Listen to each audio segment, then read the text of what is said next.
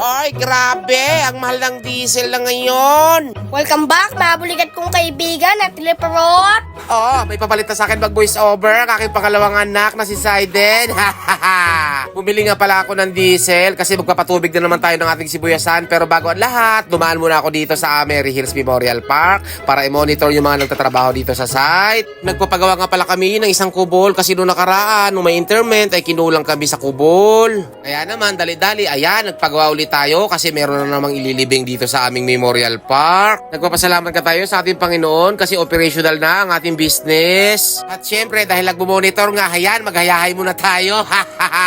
At mamaya-maya nga, ay bumaba na rin ako doon sa aming taniman. Ayan pala, nagpapaharvest na si mother ng kanyang palay. At inikot ko na rin ang ating sibuyasan. Ayan, may mga laman na siya. Pwede na tayo mag-isa dito next month. Next month na nga pala ang anin nating sibuyas. Kaya naman, minomonitor na natin at kailangan natin pampatubig uli kasi nagbibitakan na uli siya. Tinignan ko din kung may mga uod yung dahon. Buti na lang wala. Thank you, Lord.